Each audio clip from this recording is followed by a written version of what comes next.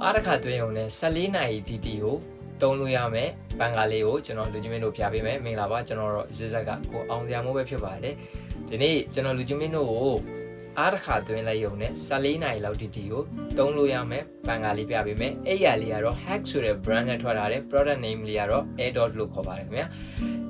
product ရဲ့ packaging design လေးကတော့ဒီပုံစံလေးပဲဖြစ်ပါတယ်ခင်ဗျာကျွန်တော် product ရဲ့ specification လေးကိုအရင်ပြောပြပေးမယ် product လေးကတော့ဒီဟာလေးပါကျွန်တော်တို့ product ပေါ့နော်ကျွန်တော်တို့ fan speed အနေနဲ့ကကျွန်တော်တို့တက်ကနေစတယ်တက်ကနေစပြီးသွားရင်သူက20 40 60 80 100ဆိုပြီးတော့5ဆင့်ထပ်ပါတယ်ဒါမှမဟုတ်လူချင်းမင်းတို့ကနေပြီးတော့တက်ပြီးသွားရင်2 3 4အဲ့လိုပြောင်းကျင်တယ်ဆိုရင်လည်းရတယ်သူက digital display နဲ့ပေါ့နော်ကျွန်တော် PowerPoint မှာဆိုရင်ကျွန်တော်အလေကလေးကိုနှိပ်လိုက်ရင်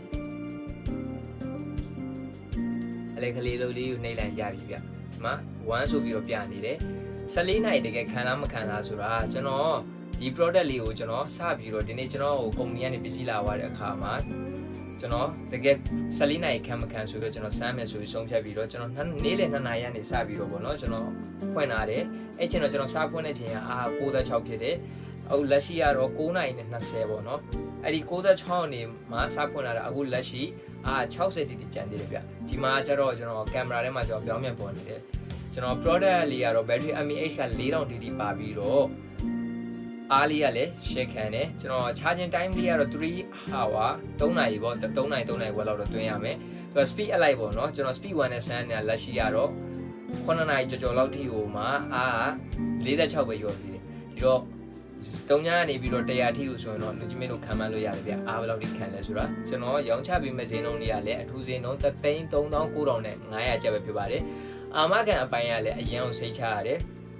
တခြား product တွေထက်အာမခံပိုရတယ်ပြောဒီ brand ပေါ့နော်ကျွန်တော်အာမခံလည်းတစ်နှစ်နဲ့မှ6လတိတိကိုပေးရတယ်ခင်ဗျဒီတော့လူကြီးမင်းတို့ order တင်ခြင်းနဲ့ဆိုရင်ကျွန်တော်ကို